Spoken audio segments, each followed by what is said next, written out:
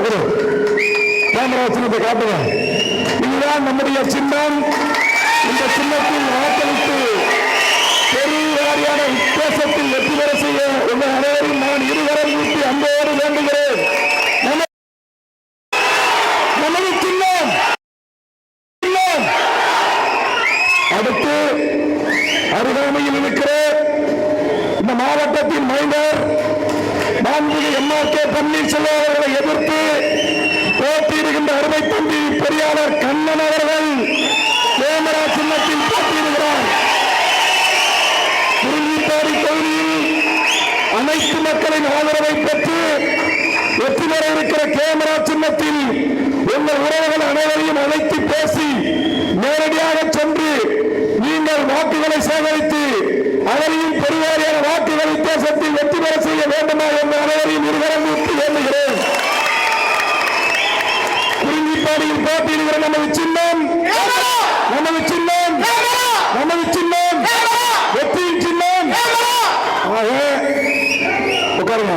இந்த உங்களோட சில செய்திகள் என்ன செய்தினா, நீங்க எல்லாம் முதலா பாட்டாளி மக்கள் கட்சியிலிருந்து நம்ம வெளியேறின உடனே நம்மள என்ன சொன்னாங்க?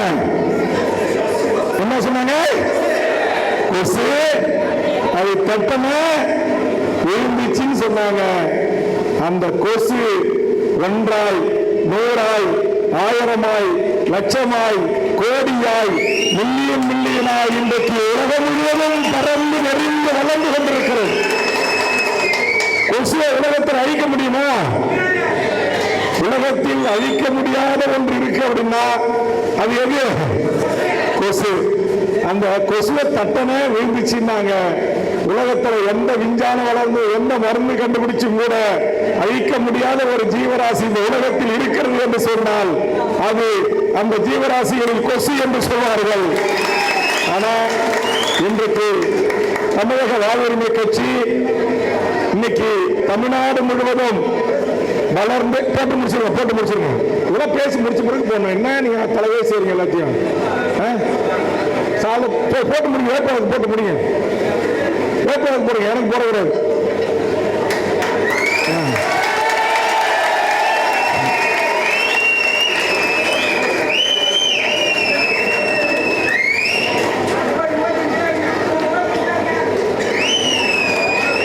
சரி, முயற்சி.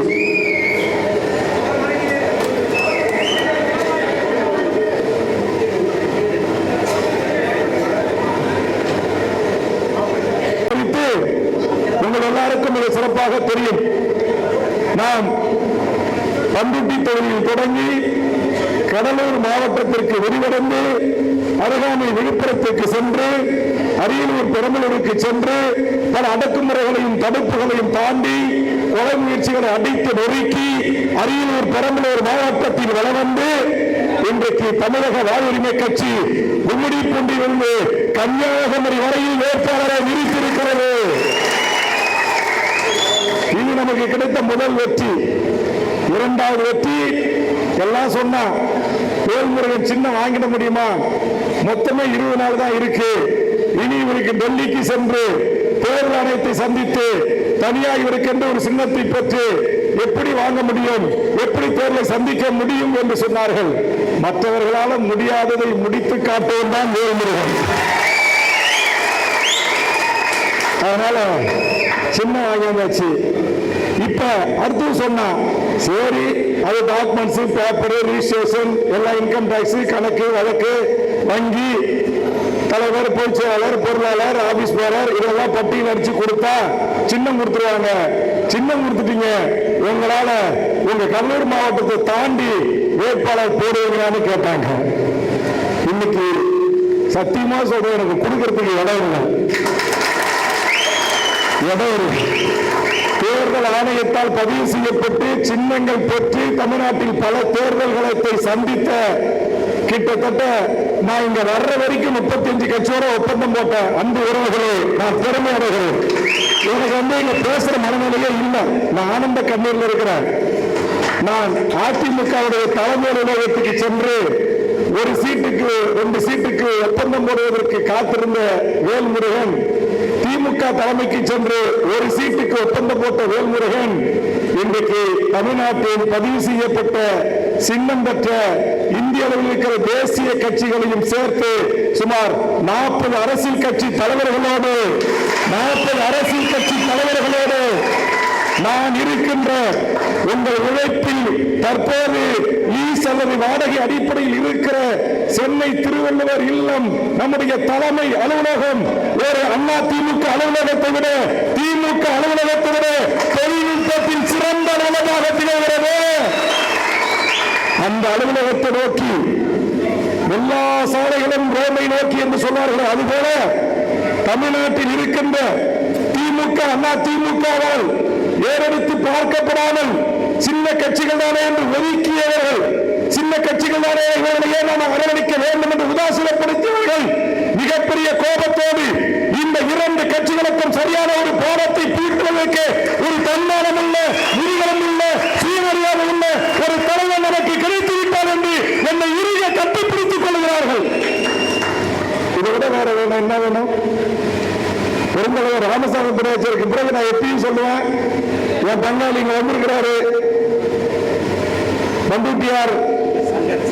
பண்டூட்டியாருடைய சகோதரருடைய மகன் சங்கர், என் பங்காளி பண்டூட்டியார் மக்கள் நல உரிமை கழகம் ஒரு கட்சி ஆரம்பிச்சார். நீடித்து நிலைத்து நடத்த முடியல. இப்ப ஏதோ ஒரு கட்சி கடந்த வாரம் அறிவிச்சார். அடுத்த 3வது நாள் அந்த பொதுச் செயலாளர் கட்சியை கழிச்சுட்டு போயிட்டார். இந்த மாவட்டத்தில் பிறந்து இந்த மாவட்டத்தில் வளர்ந்து உங்கள் அன்பால் ஈர்க்கப்பட்டு உங்கள் ஆதரவால் உருவாக்கப்பட்ட வேல்முருகன் தான் வெற்றிகரமாக 15 ஆண்டுகளாக தமிழக வாழ்வுரிமை கட்சி நடத்துகிறார். கட்சி தொடங்கும்போது சொன்னாங்க 6 மாசம் தாக்கு பிடிப்பாரா? ஆனானப்பட்ட பண்டூட்டியாராலே நடத்த முடியல, ஆனானப்பட்ட வாழப்பாடியாராலே நடத்த முடியல, ஆனானப்பட்ட தீரனாலே முடியல. மக்கள் தமிழ் பாமக ஆனானப்பட்ட பூத்த இளங்கோவன் பூத்த அறிமுறையால முடியல, ஆனானப்பட்ட 1 லட்சம் கோடி சொத்து வச்சிருக்கிற ஜெகத்ரட்சகனால முடியல. பாவம் முந்திரி காட்டுல பிறந்த, புலியூர்ல பிறந்த, செம்மன்ல பிறந்த வேல்முருகனால என்ன முடியும்? எப்படி நடத்துவாருன்னாங்க. இன்றைக்கு அந்த வேல்முருகன் தான் இன்றைக்கு தமிழ்நாடு முழுவதும் 234 வேட்பாளர்களை நிறுத்தி நான் கூட்டணி அமைத்து இன்றைக்கு என்னோட ஒப்பந்தம். எனக்கு கூட ஒரு ஆசை, எங்க ஊருக்காரங்க கூட நிறைய பேர் வந்திருக்கிறாங்க. ஒரு 100 பேர் கோயம்பேடுல இடம் இல்லாம ஏத்த வீட்டுக்காரன் பக்கத்து வீட்டுக்காரன் ஐயா எங்க கேட்டு நிறுத்திட்டாங்க, வண்டியை நிறுத்திட்டாங்க, கொஞ்சம் போடுங்க, வீட்டுக்கு வரணும், வேலைக்கு போகணும்னு வந்து தொந்தரவு பண்றான். இதே சொந்த கிராமத்துல நான் பிறந்த வளர்ந்த இந்த நெய்வேலி தொகுதி உள்ளடக்கிய எங்கேயாவது ஒரு இடத்துல ஒரு 5 ஏக்கர் 10 ஏக்கர் பரப்பளவுல இந்த அலுவலகத்தை போட்டு இப்படி தமிழ்நாடு முழுக்க இருக்கிற அத்தனை தமிழ்ச்சாதி தலைவர்களும் படையெடுத்து என் சொந்த மண்ணுக்கு வர வேண்டும் என்ற ஒரு ஆசை. என் அப்பாவுடைய படத்திறப்பு விழாவுக்கு பல தலைவர்கள் வந்தாங்க. என் கிராம மக்கள் நெஞ்ச நிமித்தி பரவாயில்ல அப்படின்னு பெருமை கொண்டாங்க. அதே மாதிரி புலியூரை நோக்கியோ நெய்வேலியை நோக்கியோ நம்முடைய மாபெரும் தேசிங்கு தியாகம் செய்த கொள்ளுகாரங்குட்டையை நோக்கியோ காடாமணியூரை நோக்கியோ ஏதாவது இந்த பிரதான சாலைகள நீங்க எல்லாம் வந்து இது எங்க சொந்த அலுவலகம், இது என் கட்டளா, என் அண்ணன் வேல்முருகனா, என் தம்பி வேல்முருகனா, என் மகன் வேல்முருகனா, இல்ல என் மாமன், என் மச்சான், என் பங்காளி என்று உரிமையோடு நீங்க சொந்த அலுவலகத்திற்கு காலை வைத்து நீங்கள் மிதித்து வந்து ஓய்வெடுக்கிற ஒரு அற்புதமான ஒரு வளாகம் உருவாக்கப்பட வேண்டும் என்று நான் ஆசைப்படுகிறேன். இந்த ஆசை எனக்கு கொஞ்ச நாளைக்கு முன்னாடி இருந்துச்சு, அப்புறம் நான் விட்டுட்டேன். யாரும் என்கிட்ட கேட்டா 1000 வச்சுக்கணும் கொடுத்தாரு. சென்னை தான் தமிழ்நாட்டின் தலைநகரம், அங்கதான் இருக்கணும்னு நினைச்சேன். ஆனா இன்னைக்கு அந்த அலுவலகத்துல தமிழ்நாட்டுடைய லண்டன் பிபிசி, புதிய தலைமுறை, நியூஸ் 18, நியூஸ் சேனல், தமிழ்நாட்டில் இருக்கிற Indian express, times of India, Hindu பத்திரிகை, டெல்லியில இருக்கிற ஆங்கில நியூஸ் 9 எல்லா தலைப்புச் செய்திகள், எல்லாம் தலைப்புச் செய்திகள். நான் உண்மையிலே மிகப்பெரிய மனநிறைவோடு மிகப்பெரிய மகிழ்ச்சியோடு இருக்கிறேன். வேற எந்த பேச்சுமே எனக்கு வரல. கட்சி தொடங்கி 15 ஆண்டு காலத்தில் இந்தியாவின் முதன்மை பத்திரிகை டைம்ஸ் ஆஃப் இந்தியா பிரைம் மினிஸ்டரை பத்தி தான் எழுதுவான், பிரசிடண்ட பத்தி தான் எழுதுவான், பிரம்மா பத்தி தான் எழுதுவான், அல்ல ஓபாமா பத்தி எழுதுவான். அந்த பத்திரிகையில தமிழக வாழ்வுரிமை கட்சி ஃபவுண்டர் லீடர் வேல்முருகன் டிவிக்கு contest 234 in MLA election 2026 அப்படின்னு தலைப்பு செய்து போடுறேன். எவ்வளவு மகிழ்ச்சியா இருக்கு. டெல்லியில தமிழே நமக்கு அறகுறை நம்ம நாளுக்கு பாதிப்பு இருக்கு. இங்கிலீஷ் சுத்தமா நமக்கு அவ்வளவா வராது. ஆனா நான் இங்க ஆங்கில சேனலை ஆன் பண்ண வருவேன். வேல்முருகன் படத்தை போட்டு நீங்கள் எல்லாம் கலந்து கொண்ட போராட்டங்களை போட்டு தமிழ்நாட்டில் முதலமைச்சருக்கு தகுதி உள்ள வளர்ந்து வருகிற தலைவனாக வேல்முருகன் உருவாகிறான் என்று ஒரு காங்கிரஸ் கட்சியினுடைய அகில இந்திய பொதுச் செயலாளர்களில் ஒருவராக தமிழ்நாட்டில் இருக்கிற ஒரு வழக்கறிஞர் பதிவு செய்கிறார். உண்மையிலே எனக்கு மகிழ்ச்சி. அந்த நடுநிலையாளர் நம்முடைய போராட்டங்களை தொகுத்து வீடியோவாக இடையில கிளிப்புகளை போட்டுக் கொண்டே இருக்கிறார். இன்னைக்கு தெரியுமா, எனக்கு நேரம் இல்ல, தொண்டை இடம் கொடுக்கல, ஒரு நூற்றுக்கணக்கான பத்திரிகை ஊடக நண்பர்கள் என்னை நேர்காணல் கண்ணுவதற்கு காத்துக் கொண்டிருக்கிறார்கள் என்ற திருவள்ளூர் இல்லத்தில். ஆனா அந்த பத்திரிகையாளர்களை, இத்தனை கூட்டணி கட்சி தலைவர்களை, தேசிய பிஎஸ்பி போன்ற தலைவர்கள், பகுஜன் சமாஜ் பார்ட்டி போன்ற அகில இந்திய கட்சி, மோட்டார் காங்கிரஸ் கட்சி, அதுபோன்று அங்கே தொடர்ந்து விவசாயிகளுக்கு போராடிய அகில இந்திய கட்சிகள் போன்ற பல கட்சி தலைவர்கள் வந்த வண்ணம் இருக்கிறார்கள். அந்த தலைவர்களுடைய காலடி எல்லாம் என் முந்திரி காட்டு செம்மண்ணில் இருக்கிற இந்த பகுதிக்கு வந்து இங்க அந்த 100 காரு 200 காரு நிக்கணும். என் மக்கள் எல்லாம் பார்த்து சந்தோஷப்படணும். ஏன்னா சென்னை அப்படி நான் இடம் பிடிச்ச இடம் 60 அடி பெரிய சாலை. அங்க நூற்றுக்கணக்கான கார்ல மாவட்ட செயலாளர்கள், மாநில நிர்வாகிகள், மண்டல பொறுப்பாளர்கள், தொகுதி தலைவர்கள், செயலாளர்கள் வருகின்ற போது பாவம் அந்த பொதுமக்களுக்கு இடைஞ்சலாக இருக்கு. அதுவே பெரிய அலுவலகம் தான். கீழே தரைத்தளம், மேல 3 தளம், மிகப்பெரிய ஒரு அலுவலகம். ஆனா அதுவே நம்ம கட்சி இப்ப வளர்ந்து வருகின்ற வேகத்திற்கு பத்தல. ஒரு பக்கம் ஐடிவி, ஒரு பக்கம் வார் ரூம், ஒரு பக்கம் மாநில நிர்வாகிகள் உட்கார்ந்து கலந்துரையாட கொண்ட முழு குளிர்சாதன ஏசி செய்யப்பட்ட அறை, ஒரு பக்கம் மேலே ஒரே நேரத்தில் 300 பேர் அமர்ந்து கூட்டம் நடத்துகின்ற ஹால், வருகின்ற தலைமை நிர்வாகிகள் ஊக்கண்ணன், ஜம்பலிங்கம் போன்ற குமரவேல் போன்ற உள்வேற பணியாளர்கள் தங்குவதற்கு அறை, நம்முடைய முத்துலட்சுமி போன்ற இங்கே அமர்ந்திருக்கின்ற நம்முடைய சகோதரிகள் போன்ற பெண்கள் வந்தால் அவர்கள் தங்குவதற்கு என்று தனி இறை, தனி அவர்களுக்கு என்று ஓய்வு கழிவறைகள், குளியலறைகள் அப்படி கட்டி வந்து பார்த்துட்டு அத்தனை பத்திரிகையாளர்களும் பேட்டி எடுக்க வர்றோம். ஒரு அலுவலகம் எப்படி இருக்க வேண்டுமோ அப்படி இருக்கிறது. ஒரு அலுவலகத்தை பார்த்தாலே, அலுவலகத்துடைய நிர்வாகத்தை பார்த்தாலே இந்த கட்சிக்கு தமிழ்நாட்டில் பிரகாசமாக எதிர்காலம் இருக்கிறது. நீங்க எல்லாம் இங்க உட்காந்துருக்கீங்க, நீங்க கொடுத்த உறுப்பினர் படிவம் இங்க உட்காந்துட்டு உங்க செல்ல தட்டினீங்கன்னா உங்க உறுப்பினர் என்ன வரும், உங்க பேர் வரும், உங்க படம் வரும். உறுப்பினர் படிவத்தை கொண்டு வந்தாங்க ஒரு மிஷின்ல விட்டீங்கன்னா ஆட்டோமேட்டிக்கா லேமினேஷன் செய்யப்பட்ட கார்டு வரும். Latest technology.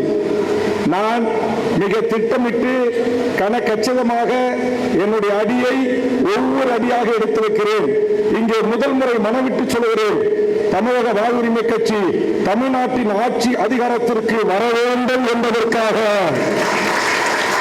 ஓய்வு பெற்ற தமிழ்நாட்டின் IAS அதிகாரிகள், ஓய்வு பெற்ற DGP போன்ற உயர் பதவிகளில் ஓய்வு பெற்ற IPS அதிகாரிகள், தலைமைச் செயலாளர் உள்ளிட்ட உயர் அதிகாரிகள், உயர் நீதிமன்றத்துடைய நீதியரசர்கள், உச்ச நீதிமன்றத்துடைய நீதியரசர்களை கொண்டு எனக்கான ஆலோசனை வழிகாட்டுதல் குழுக்களை அமைத்து இன்றைக்கு இந்த கட்சியை நாம் கட்டமைத்து வருகிறோம்.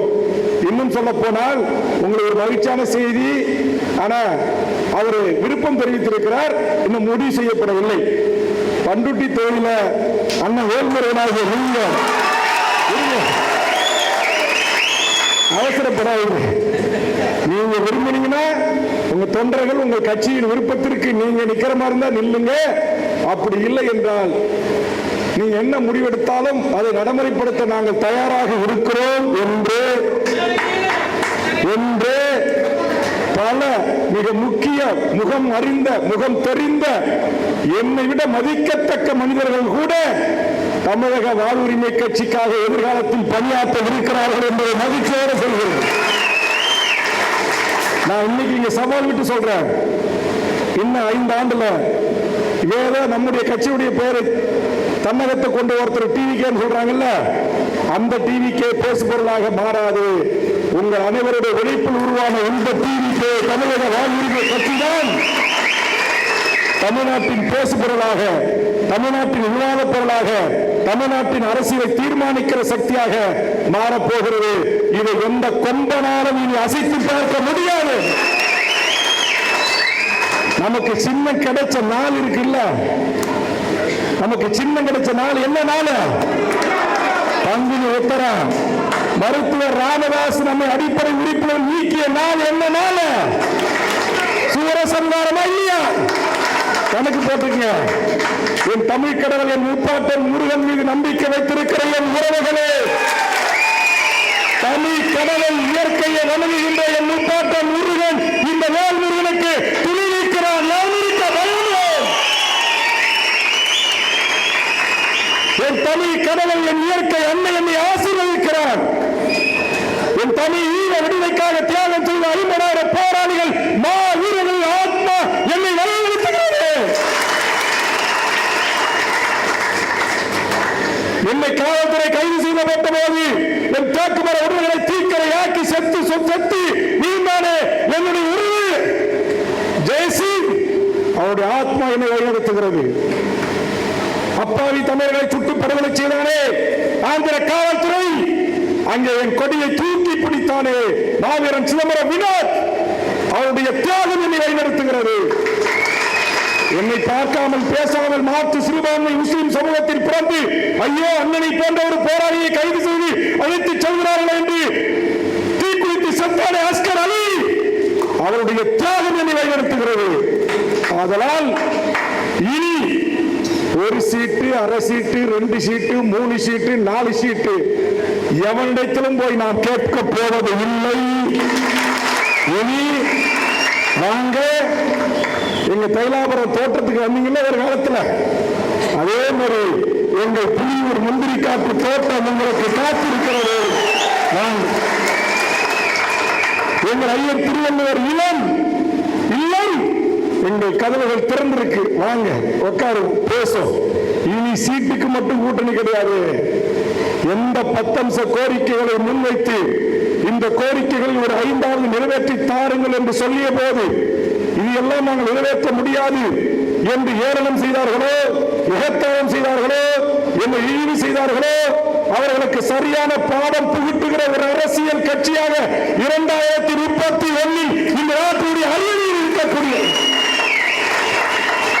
நான் சொல்றதெல்லாம் சில பேருக்கு என்ன அண்ணா இப்படி சொல்றாரு, இதெல்லாம் நடக்குமா? ஏன் எங்க திருமாவளவன் உங்களுடைய வேட்பாளருக்கே கொஞ்சம் சந்தேகம் தான். எங்க கண்ணை கொஞ்சம் ஏத்துப்பாங்க, எங்க சக்கரை மூசா ஏத்துப்பாரு. இவங்க 2 பேரும் அறகுறை. எதுல நான் சொல்றது எம்எல்ஏ கொஞ்சம் ரொம்ப ஓவரா வெளிப்படுத்தி சொல்றாரு. நம்மளால முடியுமா? 234 கட்சி போட முடியுமா? கட்சி பண்ண முடியுமா? சின்ன வாங்க முடியுமா? இந்த குறுகிய காலத்துல தேர்தலை சந்திக்க முடியுமா? தம்பி நம்ம கூட இருப்பாங்களா? உங்களை நான் நின்னாலும் இருப்பாங்க, நான் உங்களை நிறுத்தினாலும் இருப்பாங்க. அதான் என் உறவுகள். அதனால ஏன் உங்களை நான் நிறுத்துறேன், ஏன் என் தம்பியை நிறுத்துறேன்? நான் கேட்ட போது ஆரம்பத்தில் இங்கே நம் கட்சியில கேட்டேன், கொஞ்சம் செலவு பண்ணி தேர்தலில் போட்டியிடுவதற்கு தயாரான நபர்கள் யாராவது முன்னேறுங்களா என்று கேட்டேன். அப்போது எல்லாம் ஐயோ தனியாவா, நடக்கிற காரியமா, சாத்தியமா, அது ஆளுங்கட்சி எதிர்த்தா அப்படி என்றெல்லாம் பயந்தாங்க. அப்பதான் நான் சொன்னேன், என் கூட அந்த முக்கிய தலைவர்கிட்ட சொன்னேன், யார் எங்களுக்கு தேர்தலில் நிற்கிறதுக்கு நீங்க துணிஞ்சு வந்தாலும் வரனாலும் பரவாயில்ல, நீங்க தொண்டர்களா எங்களுக்கு ஆதரவாக இருங்க. எங்க அண்ணன் தம்பி என் பங்கு மங்க ஊர்ல 5000 பேர் இருக்கான். இங்க யாராச்சும் இது மாதிரி துணிஞ்சு வர சாதாரண தொண்டனை கொண்டு போய் கூட கன்னியாகுமரி நிறுத்தி நான் வாக்கு கேட்பேன், எதற்கும் நான் அஞ்ச பார்த்தேன் அப்படின்னு அந்த அடிப்படையில் எடுக்கப்பட்ட முடிவுதான் இங்கே திருமாவளவன் அவர்கள் வேட்பாளராகவும் கண்ணன் குறிஞ்சிப்பாடியிலே வேட்பாளராகவும். இப்ப கூட பண்ருட்டிக்கு மேலே கூட்டம் போறேன். அங்க எல்லாம் ஐயோ எங்களால முடியாது, செலவு பண்ண முடியாது, நிக்க மாட்டோம்னு சொன்னா எங்க சக்கரன் கிட்ட சொல்லி வச்சிருக்கேன். ஏங்க நான் முத்துலட்சுமி அக்காவை கேட்டுட்டு இருக்கிறேன், ஊக்கண்ணனை கேட்டுட்டு இருக்கிறேன், எல்லாரும் தலையும் சொல்லிடுறாங்க. அப்படி வராத போது எம்எல்சியில் என்ன 3 வருஷம் வேலை இருக்கு, சொகுசா போய் கையெழுத்து போட்டு சம்பளம் வாங்கிட்டு இருக்கிறீங்க. தேவைப்பட்டால் நீங்கள் கூட கட்சிக்காரர்கள் யாரும் முன் வராத பட்சத்தில் நான் சொன்னேன், நீங்க உங்களையும் நான் வேட்பாளராக அறிவிப்பேன், நீங்க தயாரா இருக்கணும். ஆனா நாளைக்கு கூட்டம்லாம் வச்சு 3 சீட்டை 10 சீட்டை 20 சீட்டை வாங்கும் போது இவர்களுக்கு சீட்டு கொடுப்பனா என்பது சந்தேகம். அப்ப இந்த உட்கார்ந்து கிடைக்கும். ஒருவேளை நீங்க எல்லாம் ஏத்துக்கிட்டு கொடுங்கன்னா அப்ப கொடுக்கறத பத்தி அப்ப யோசிக்கலாம். ஆனா இன்னைக்கு கட்சிக்கு ஒரு நெருக்கடி வந்திருக்கிறது, கட்சிக்கு ஒரு ஆபத்து ஏற்பட்டிருக்கிறது. எப்படியாவது இந்த கட்சியை நசிக்க விடலாம், ஒதுக்கி விடலாம், பிரிக்கி விடலாம் என்று நினைக்கிற போது என் உறவுகளான ரத்த உறவுகளான என் சகோதரர்களை அழைத்து நான் சொன்னேன், நம் கட்சிக்காரங்க யோசனைப்படுறாங்க, பயப்படுறாங்க, பின்வாங்குறாங்க. ஒரு சில வேட்பாளர்கள் சுவிட்ச் ஆஃப் பண்ணி வச்சிட்டான். காசு இல்லைன்றான், கடன் தரலன்றான். திடீர்னு வேட்புமனு தாக்கல் பண்ணும்போது இன்கம் டாக்ஸ் பிரச்சனைன்றான். இவனுக்கு இன்கம் டாக்ஸ் இவனுக்கு சம்பந்தமே இல்லை. என்ஓசி கேட்க போனன்றான். தனியா நீ நிக்கிறியாக்கா நிக்கிறேன்னு சொல்லிட்டு அப்புறம் பின்வாங்குறான். அப்படிப்பட்ட ஒரு சூழலில் தான், அதாவது போர்க்களத்துக்கு போகும்போது நம்ம என்ன செய்யணும், நம்ம முன்னாடி போகணும். அதுக்காக தான் இன்னைக்கு கூட பண்ருட்டியில் நான் போய் அறிவிக்க போறேன். வேல்முருகன் தனியார் இன்னும் ஜெயிச்சிருவாரோ தோத்துவாரோங்கிறதுக்காக பின்வாங்கிறான்னு யாரும் நினைச்சிடக்கூடாது. நான் சொன்னது கட்சிக்காரர்களை முன்னிறுத்தி விரும்புகிறவர்களை வேட்பாளராக அறிவித்து விட்டு அப்படி இது போன்று அதிகமாக செலவு செய்யக்கூடிய வெற்றி வாய்ப்புள்ள தொகுதிகளில் அதுக்கு ஈடு கொடுக்கக்கூடியவர்கள் வரவில்லை என்று சொன்னால் நான் என்னுடைய சகோதரர்களையே நிறுத்தி இந்த தேர்தல் காலத்தை சந்திக்கிறேன் என்று நான் முடிவெடுத்தேன். அப்படி எடுக்கப்பட்ட முடிவுதான். அதனால நீங்க தயவு செய்து நீங்க இந்த தேர்தலில் வெற்றியை நோக்கி நாம் முன்னேறி கொண்டே இருக்கும். அதற்கான வீடு வேட்பாளர்கள், அதற்கான செயல் திட்டம் ஆக்கம் எல்லா வேலைகளும் நடந்து கொண்டே இருக்கிறது. பல்வேறு தளங்களில் நேர்மையான IAS IPS அதிகாரிகள், நீதிபதிகள், லஞ்சம், லாவணியம், ஊழல், மணல் குவாரிகள், கனிம கொள்ளை இவற்றுக்கு போராடிய அத்தனை இயக்கங்களும் நம்மை ஆதரித்திருக்கிறார்கள். 50 அமைப்புகள் ஆதரித்திருக்கிறது. திமுக நினைக்கிறாங்க இந்த 50 அமைப்புகள் தனிநபர்கள் தானே, அவர் கூட 5 பேர் 10 பேர் வரை இருப்பாங்க. அது இல்லை. நீங்க ஏன்னா பணம் இருக்கு, பணபலம் இருக்கு, நீங்க ஆட்சிக்கு வந்துடலாம். ஆனா 5 ஆண்டு காலம் தமிழ்நாட்டின் எதிர்கட்சி அரசியல் யார் கையில் இருக்கும் என்று சொன்னால் ஏழ்முறையின் கையில் தான் இருக்கும். நீங்க எம்எல்ஏ இருக்கலாம், MP இருக்கலாம். நான் அதிலே இருக்கிற போது அமைக்க வாசிக்க வேண்டிய சூழல் எனக்கு இருந்துச்சு. இப்ப சுதந்திரம். எங்க கொலை நடந்தாலும், எங்க பாலியல் வன்முறை நடந்தாலும், எங்க மணல் கோழி நடந்தாலும், எங்க கிரைமை கோழி நடந்தாலும், எங்க அநியாய அக்கிரமங்கள் நடந்தாலும் அடுத்த நிமிடம் தலைமையில இருக்கிற இந்த தமிழர் வாழ்வுரிமை கூட்டமைப்பில் இடம்பெற்றிருக்கிற தலைவர்களோடு சென்று எதிர்கட்சியாக செயல்படக்கூடிய அத்தனை வலிமையும் இந்த கூட்டமைப்புக்கு உண்டு. ஏன்னா உதயகுமாரன் போன்ற ஒத்தாளுதான் ஒட்டுமொத்த இந்திய அரசுடைய கண்ணில வரணும் குரல் அணுவலை போராட்டம். இன்னைக்கு மீத்தேன் திட்ட எதிர்ப்பு போராட்ட குழு, ஹைட்ரோ கார்பன் போராட்ட எதிர்ப்பு குழு, நாமக்கல்லிலே இன்றைக்கு சாய ஆலைகளுக்கு எதிராக போராடுகின்ற குழு முதல் முறையா ஓட்டு அரசியலை விமர்சனம் செய்து கிழித்து தொங்க விடுகின்ற அந்த சமூக ஆர்வலர்கள் எல்லாம் ஒன்று சேர்ந்து தமிழ்நாட்டில் நாங்கள் ஒரு தேர்தல் அரசியலை ஆதரிக்கிறோம் என்று சொன்னால் இந்த எங்களுடைய பொதுவாழ்வில் என்று அவர்கள் சொல்லுகிறார்கள்.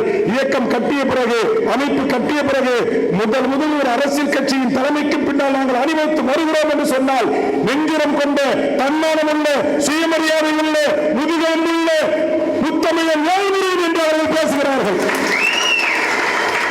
அதனால நான் சொல்றேன், நீங்க சோர்வே அடையாதீங்க. சொரத்துராஜன் என்ன செய்வாரோ, சம்பவராஜன் என்ன செய்வாரோ அதை விட 1000 மடங்கு வீரியமாக வேகமாக தமிழக வாழ்வுரிமை கட்சியால் களமாட முடியும். அவங்க 2 பேருக்கும் அதிகபட்சமா நெய்வழி கொள்ளதான். நான் கண் அசைத்தால் 234 தொகுதிகளிலும் இருந்தும் ஆயிரக்கணக்கான தமிழர் பட உறவுகளை, இளைஞர் பட உறவுகளை கொண்டு வந்து பொன்னகரம் பார்மனாவை அமைத்து செல்வாக்கை இழந்த பாமக உள்ளாட்சி தேர்தல் தோல்வி, சட்டமன்ற தேர்தல் தோல்வி, நாடாளுமன்ற தேர்தல் தோல்வி, இனி பாமக எழுந்திருப்பிற்கு வாய்ப்பு இல்லை என்ற போது இங்க இருக்கிற என் உறவுகளோடு 1000 பேரோடு சென்று பொன்னகரத்தில் கோழி கொட்டாயில் தங்கி பொன்னகர் என்கிற ஒரு பார்மனாவை உருவாக்கி இழந்த செல்வாக்கை மீண்டும் பாட்டாளி மக்கள் கட்சிக்கு பெற்று தந்த வேல்முருகனாகிய நான் இருக்கிறேன். நீங்க கவலைப்படாதீங்க. பாட்டாளி மக்கள் கட்சிக்கு அப்படி வீகம் வளர்த்தனா தமிழக வாழ்வுரிமை கட்சி வெற்றி பெறுவதற்கு என்ன வீகம் அளிப்போம் என்பதை நீங்கள் புரிந்து கொள்ளுங்கள். பாட்டாளி மக்கள் கட்சியுடைய வேட்பாளர் ஜி.கே. மகன் தமிழ்குமரனுக்கு அன்றைக்கு என் சொத்து பத்துகளை அடமான வைத்து வித்து கொண்டு போய் 3 கோடி ரூபாய் என் சொந்த சேதத்தை செலவு செய்வேன் என்று சொன்னால், இங்கு தேர்தல் ஆணையம் முறையாக அனுமதிக்கப்பட்டிருக்கிறது. 234 தொகுதி என்று 40 லட்சம்னா சும்மா கம்மி தான். எவ்வளவு? 93 கோடி. எவ்வளவு?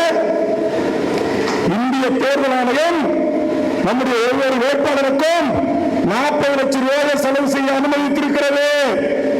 93 கோடி ரூபாயை செலவு செய்துதான் ஒரு தேர்தலை சந்திக்க முடியும், அந்த அடிப்படை வேலைகளை செய்ய முடியும். அது யாருக்கு? அது என்ன திமுக காரணமாக இருக்கலாம், அண்ணா திமுக காரணமாக இருக்கலாம்.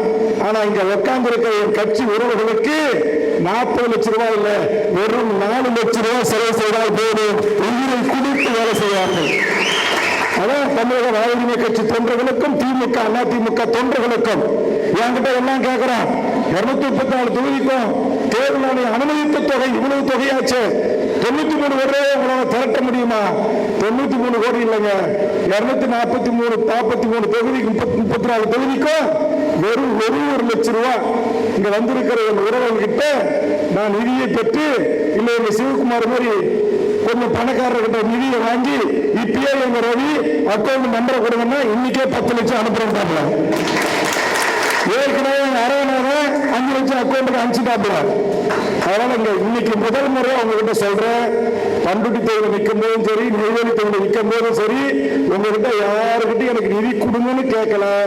ஆனா நான் ஊரா தெருவா ஓட்டு கேட்க வரும்போது நீங்க 1000 5000 10,000 25,000 50,000 லட்சமாய் நீங்க அள்ளி கொடுத்தீங்க.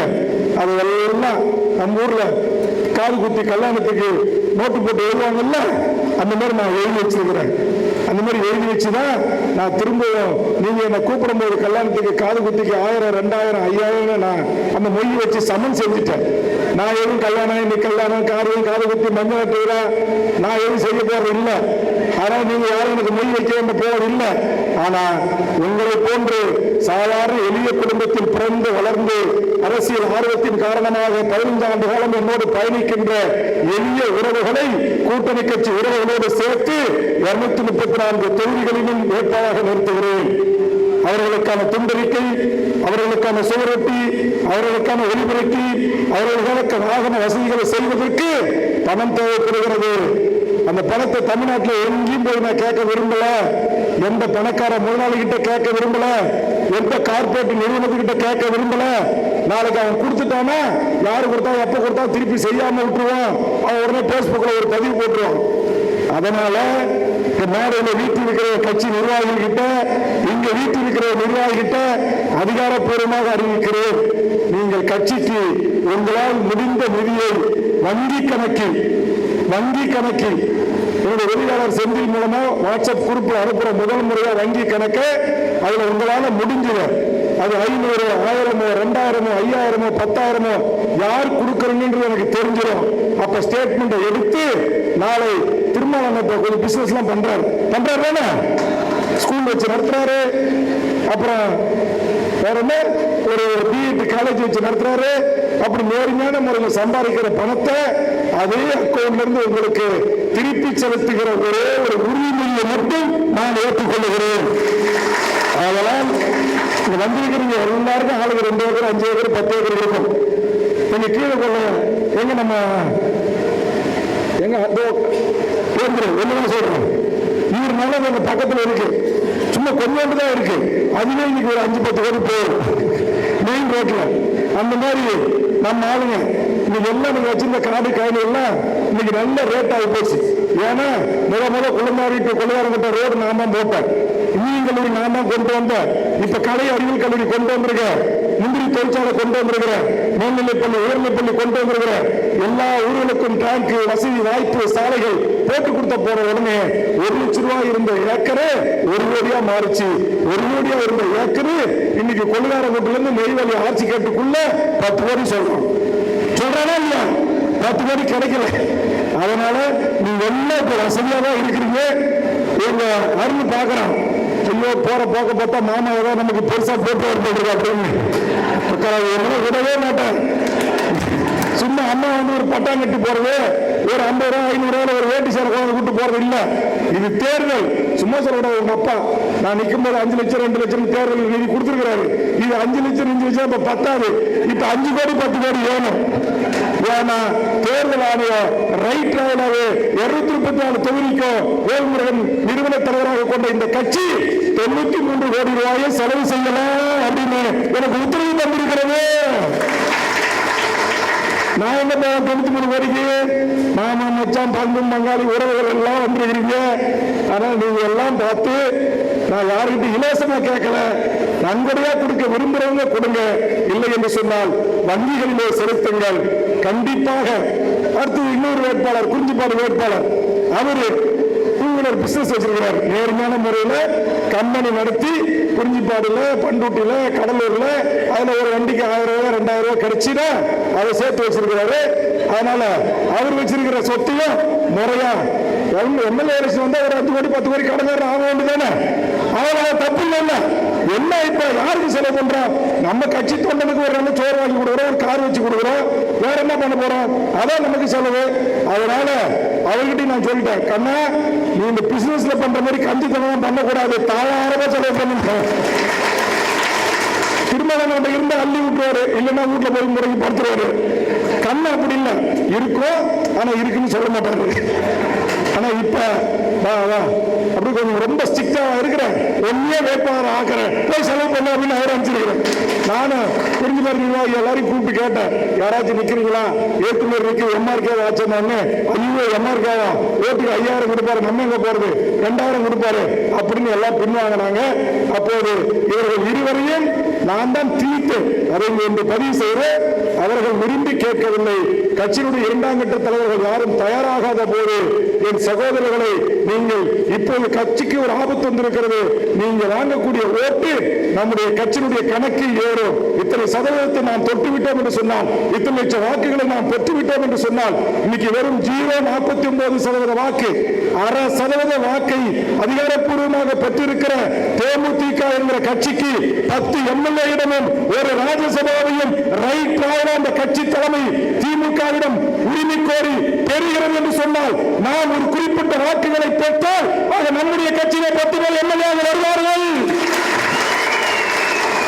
என்ன நம்பி நம்ம இந்த தலைவர்கள், சிவகுமார் இருக்கிறார், ரவி வந்துருவார், சிவகுமார் இருக்கிறார், 2 சிவகுமார் இருக்கிறார், இத்தனை ஒன்றிய செயலாளர்கள் நகர செயலாளர் இருக்கிறாங்களே, இவங்கெல்லாம் சேர்மன் ஆகணும், இவங்கெல்லாம் எம்எல்ஏ ஆகணும், எம்பி ஆகணும். திரும்ப திரும்ப திமுக போய் கூட்டு வச்சு, அண்ணா திமுக போய் கூட்டு வச்சு, நீங்க எல்லாம் என்ன சொல்றீங்க? அண்ணா நீங்க எப்படியாவது ஒரு ஆள் எம்எல்ஏ ஆயிடுங்க. ஒரு ஆள் எம்எல்ஏ ஆகிறதுக்கான கட்சி தொடங்கணும். ஒரு ஆள் எம்எல்ஏ ஆகிறதுக்கு தான் கட்சி தொடங்கலை. என் கட்சியில் இருக்கிற 2ஆம் கட்ட தலைவர்கள் 236 பேர் எம்எல்ஏ ஆகணும். நான் கட்சி தொடங்குறேன். எனக்கு தன்னம்பிக்கை இருக்கு, எனக்கு கான்பிடன்ட் இருக்கு. என் இலக்கு 200 தான் குறைந்தது ஒரு 100ஆவது வர முடியும். அதனால நான் சொல்லுகிறேன், அதனாலதான் திமுக முதலமைச்சர் கொடுத்த ஒரு இடம் எனக்கு தேவையில்லை. நீங்கள் கொடுக்க முன்வருகின்ற வாரியம் எனக்கு தேவையில்லை. நீங்கள் கொடுக்க முன்வந்த ஒரு சில உள்ளாட்சி கவுன்சிலர் பதவிகள் தேவையில்லை. இந்த முறை இந்த தேர்தலில் என் கட்சிக்கு குறைந்தது 6 வேண்டும் என்று கேட்டேன். இறுதியாக பேச்சுவார்த்தையில் 3 இடங்கள், ஒன்று கடலூர் அல்லது சேலம் அல்லது தருமபுரி அல்லது கிருஷ்ணகிரி அல்லது வேலூர் அல்லது கள்ளக்குறிச்சி விழுப்புரம் ஒருங்கிணைந்த மாவட்டம் அல்லது ஒரு ரிசர்வ் தொகுதி தஞ்சை திருச்சி போன்ற பகுதிகளிலே தென் மாவட்டங்களில் ஒன்று என்று கேட்டது உண்மை. தர மறுத்தீர்கள். அதை மட்டும் கூட சரி, சீட்டே வேணாம், ஒரு சீட்டு கொடுத்து அவமானப்படுத்தாதீங்க. என்னுடைய 3 அம்ச முக்கிய கோரிக்கைகள்: ஈழத்தில் நடந்த இனப்படுகொலை தீர்மானம் நிறைவேற்றுங்க.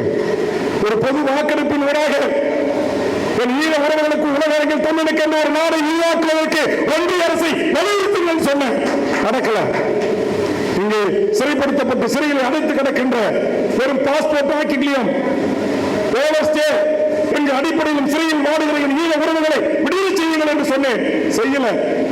தமிழக வேலை தமிழுக்கு சட்டம் இயற்றுங்கள் என்று சொன்னேன். இயற்றல.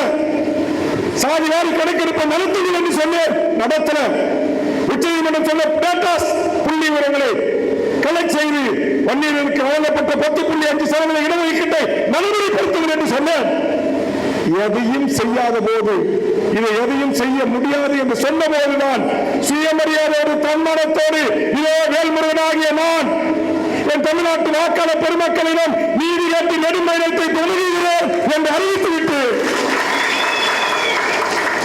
சின்னத்தை வாங்கிக்கிட்டு தான் என் சொந்த மண்ணை கால் பதிக்கணும்னு காத்திருந்தேன்.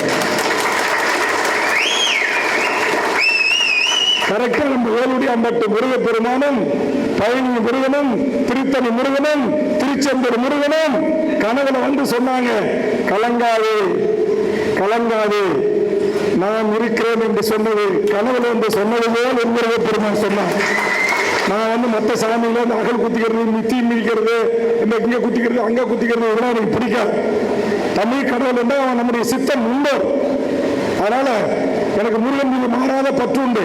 என் வண்டியில் எல்லாத்திலையும் வேல் இருக்கும், என் பாக்கெட்ல வேல் இருக்கும். அதனால ஏன்னா நம்முடைய முன்னோர்கள் வேலையும் சூறாயத்தையும் எடுத்துக்கொண்டுதான் எதிரிகளை எல்லை காப்பதற்கு போரிட்டான். அதனுடைய அடையாளம் தான் வேல். முருகப்பெருமான் சின்னமாக வேல். அதனால நீங்க கவலையே படாதீங்க, சுமக்கவே படாதீங்க, களத்துக்கு போங்க.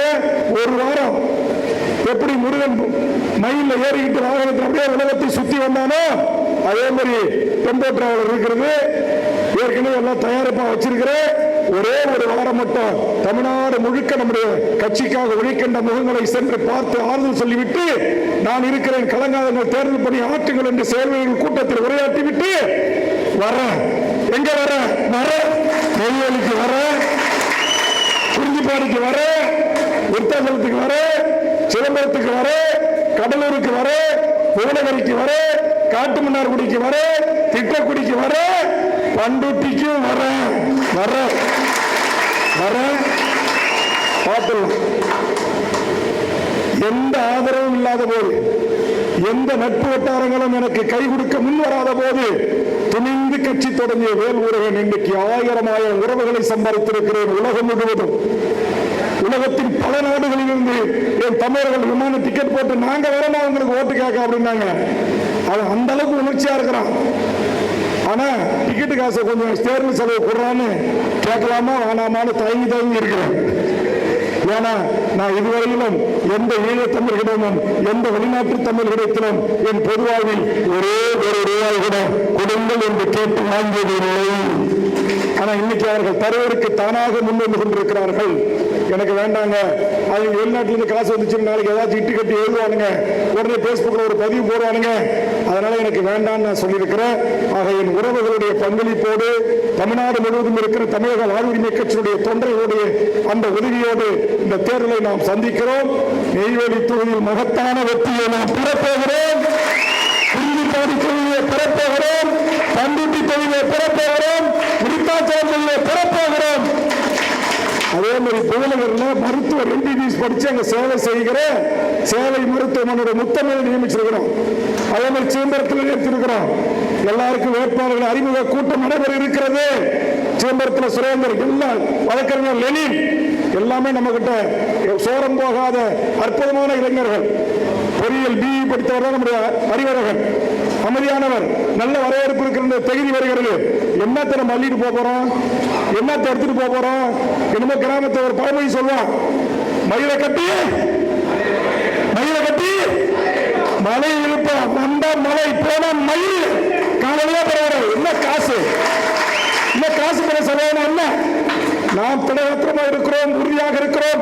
நமக்காக உயிரை தியாகம் செய்யக்கூடிய அப்பழுக்கற்ற ஆளுமைகளாக என் தமிழக வாழ்வுரிமை கட்சியுடைய தொண்டர்கள் தமிழ்நாடு முழுவதும் இருக்கிறோம். என் நாயகன் பிரபாகரனையும் நாயகன் தமிழரசையும் ஐயா புலவர் கலியனையும் நெஞ்சில் ஏற்றி பயணிப்போம். வீதியில்லாக செல்வோம், வீதியாக செல்வோம். 200 மைலுக்கும் அப்பால் தென்னகரத்தில் சென்று தங்கி வீடு வீடாக சென்று வாக்கு 42,000 வாக்குகளை பெற்று பாட்டாளி மக்கள் கட்சியுடைய இழந்த செல்வாக்கை மீட்டெடுத்த வேல்முருகனால், வேல்முருகன் தம்பிகளால், வேல்முருகன் தலைவர்களால் சொந்த மண்ணில் சாதிக்க முடியாதா?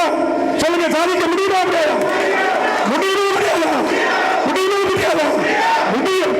முடியும் என்கிற தன்னம்பிக்கை கொண்டு களமாடுவோம், வெற்றி பெறுவோம். வாய்ப்புக்கு நன்றி, வணக்கம்.